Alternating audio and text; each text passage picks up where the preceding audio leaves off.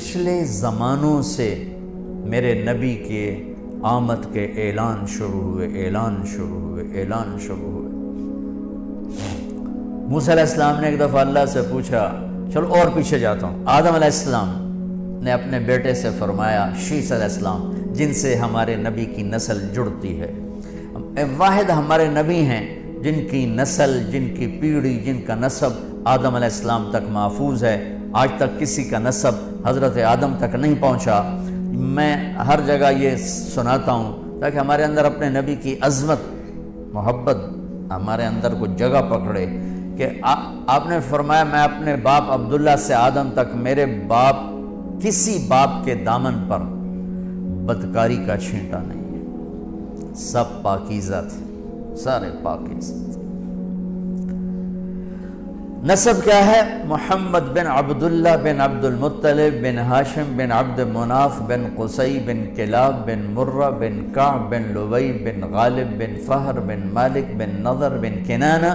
بن خزیمہ بن مدرکہ بن الیاس بن مضر بن نزار بن معد بن عدنان بن اود بن حمیسہ بن سلامان بن عوس بن بوز بن قموال بن عبی بن عوام بن ناشد بن حزاب بن بلداس بن یدلاف بن طابخ بن جاحم بن ناحش بن ماخی بن عیفی بن عبقر بن عبید بن الدعاء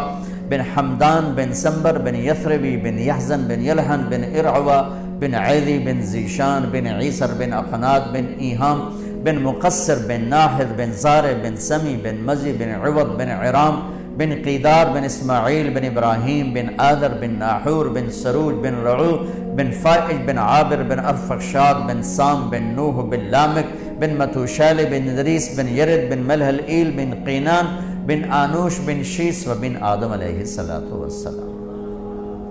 تو میں شیس کی بات کر رہا تھا۔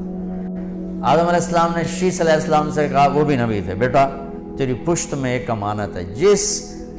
باپ کی پشت میں میرے نبی کی امانت شفٹ ہوتی تھی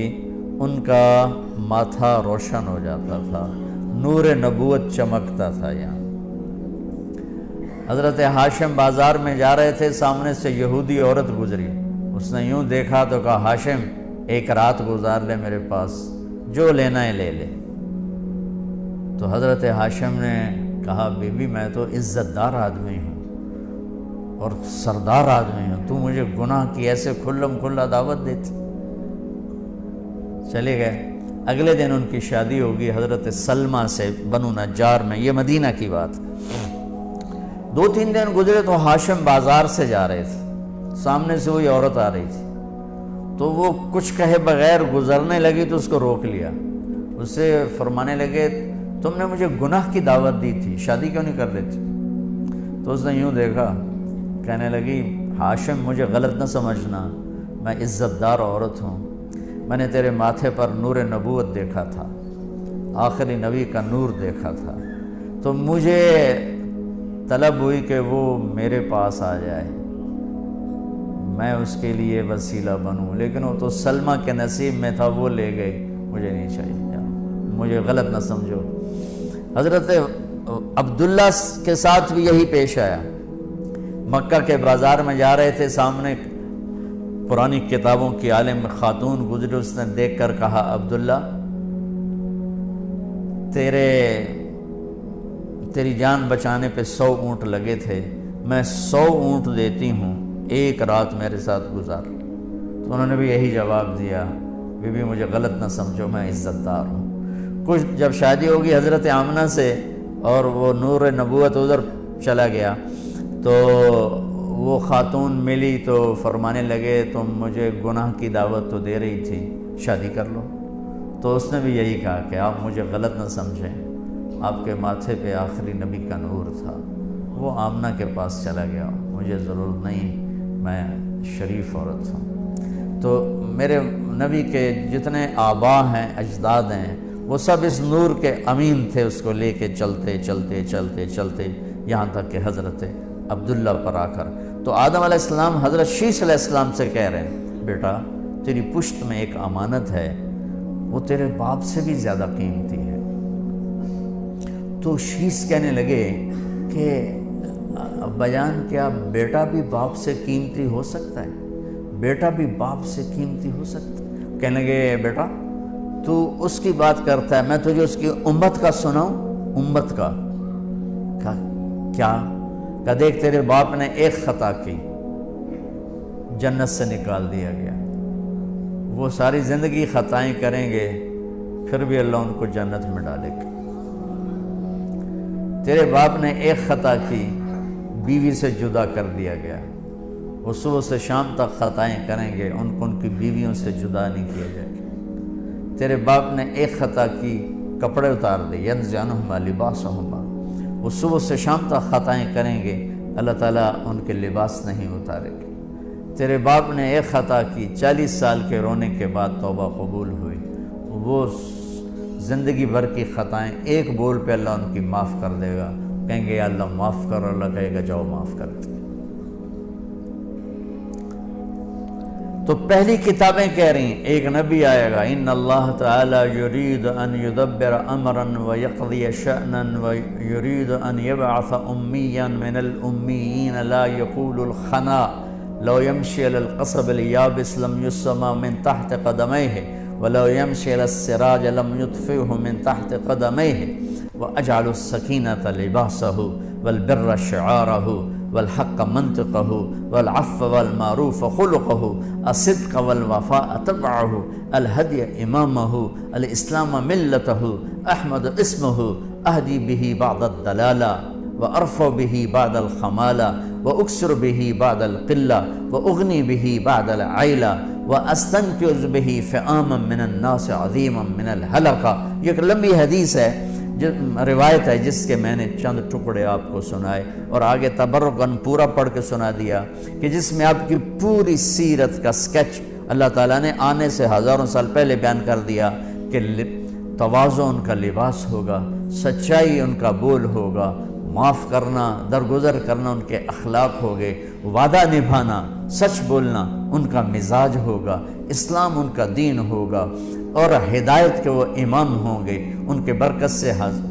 ہزاروں نہیں، لاکھوں نہیں، کروڑوں انسانوں کو جہنم سے نجات ملے گی، بھوکوں کو کھانا ملے گا، ننگوں کو کپڑا ملے گا، گمراہوں کو ایمان ملے گا، ہدایت ملے گی، بھٹکے ہوئوں کو راستہ ملے گا۔ یہ ہزاروں سال پہلے بات چلی۔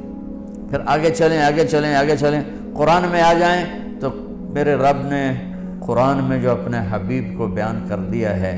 کمال کر دیا ہے۔ ہمارا ابھی ربیع الاول میں شروع سے آ رہی ہے بات، نعت خوانی ہوتی ہے، سارا سال ہوتی ہے، شعراء اپنی اپنی حیثیت کے مطابق نعتیں پڑھتے ہیں، تو میں کہا کرتا ہوں میرے رب نے بھی اللہ کے اپنے حبیب کی قرآن میں نعت خوانی کی، تو اللہ کی نعت خوانی تو اس کے لیول کی ہوگی نا، پھر میری نعت میرے لیول کے مطابق، میرے رب کی نعت میرے رب کے لیول۔ یا ایھا الذین آمنوا لا تقولوا رائنا ولکن قولوا انظرنا قد جاءکم من اللہ نور وکتاب مبین یا ایھا النبی انا ارسلناک شاہدا ومبشرا ونذیرا وداعیا الی اللہ باذنہ وسراجا منیرا تبارک الذی نزل الفرقان على عبده ليكون للعالمین نذیرا فلا وربك لا يؤمنون حتى يحكموك فيما شجر بينهم ثم لا يجدوا في أنفسهم حرجا مما قضيت ويسلموا تسليما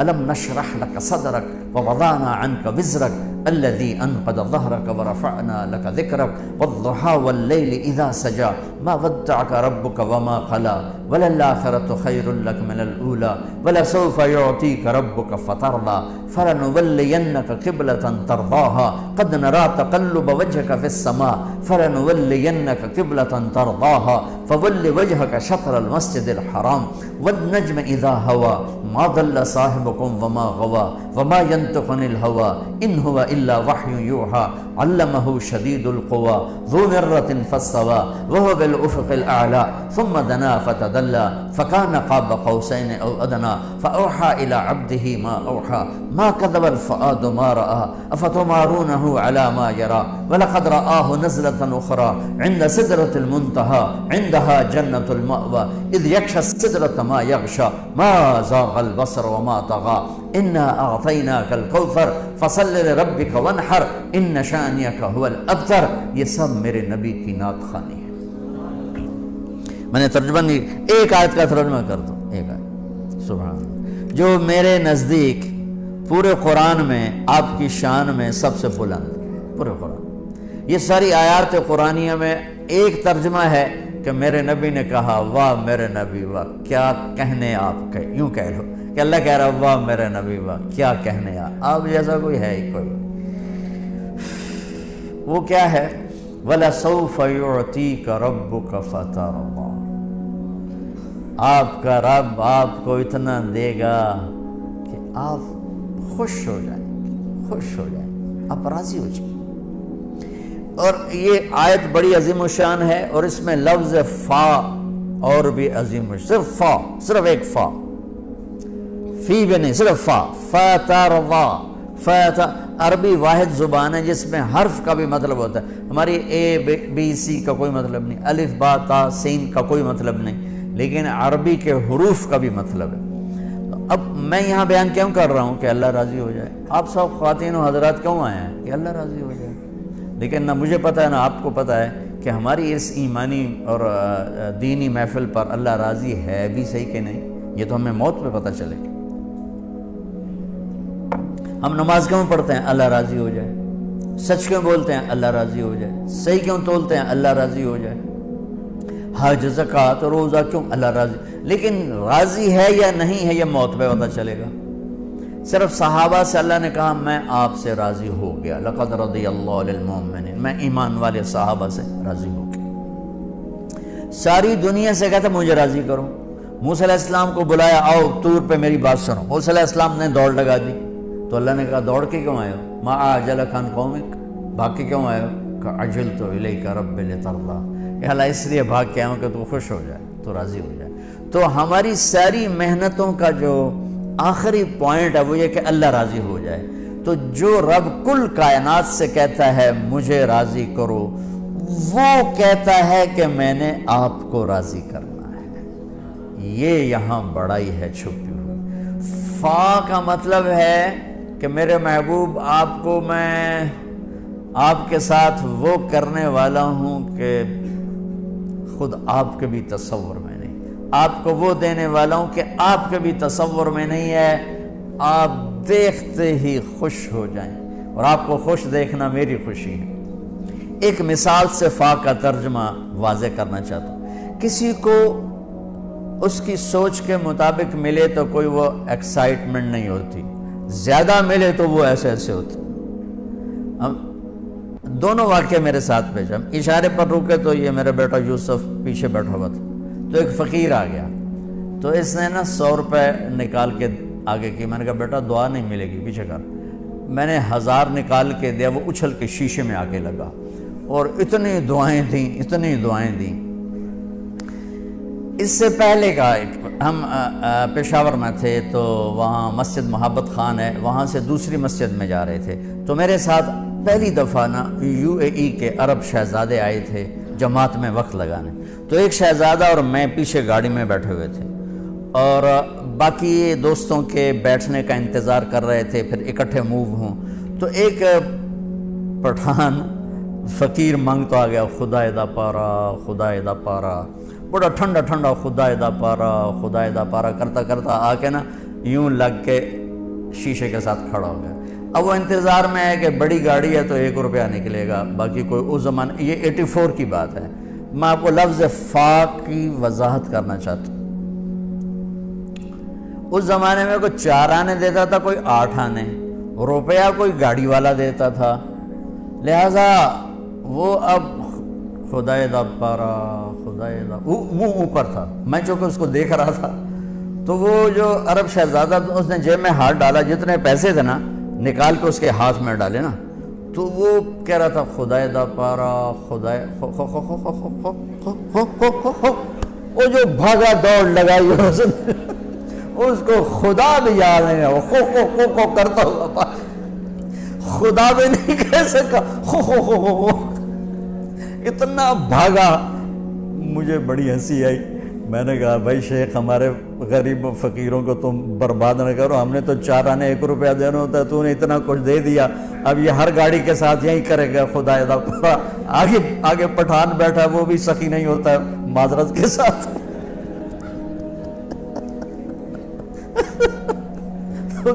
چارہ نہیں ملیں گے تو میں آج تک 84 دیکھیں نا 34 سال ہو گئے، لیکن میرے اندر وہ گڑ گیا. تو میں نے فا کو یہاں سے سمجھا، تفسیر پڑھنے سے فا کو، کسی مفسر نے لفظ فا کی شرح نہیں کی. اس واقعے نے میرے سامنے فا کو کھول دیا کہ اللہ فرما رہے ہیں میرے حبیب عسیٰ ان یبعثک ربک مقاما محمودا، وہ تو مقام محمود طے ہو چکا ہے، ٹھیک. اور آت محمدن الوسیلہ، جو ہم ایک دعا ہے اذان کے بعد، آپ کے لیے مقام وسیلہ طے ہو چکا ہے. لیکن اللہ کہہ رہا ہے میں وہ دینے والا ہوں جو آپ کے خواب و خیال میں بھی نہیں میرے محبوب، کہ آپ ایک دم اپنے رب، سبحان، آپ اپنے رب پہ راضی ہو جائیں گے. اللہ اکبر، اللہ اکبر. جو کچھ میں فیل کر رہا ہوں اس کو میں ڈیلیور نہیں کر پا رہا کہ اللہ جیسی ہستی، اللہ لا الہ الا ہو الحی القیوم لا تاخذہ سنۃ ولا نوم لہ ما فی السماوات وما فی الارض من ذا الذی یشفع عنده الا باذنہ یعلم ما بین ایدیہم وما خلفہم ولا يحيطون بشيء من علمه إلا بما شاء وسع كرسيه السماوات والأرض ولا يؤوده حفظهما وهو العلي العظيم. الله نور السماوات والأرض مثل نوره كمشكاة فيها مصباح الله الذي يبدأ الخلق ثم يعيده الله الذي رفع السماوات بغير عمد ترونها هو الله الذي لا إله إلا هو قل هو الله أحد الله الصمد لم يلد ولم يولد ولم يكن له كفوا أحد. کہتا ہے میرے محبوب آپ مجھ پہ راضی ہو جائیں گے. اللہ اکبر، اتنا مقام، اتنا مقام. تو ہم تو امتی ہیں، ہمیں تو اللہ اس کے رسول کو راضی کرنا فرض عین ہے، ورنہ نجات نہیں.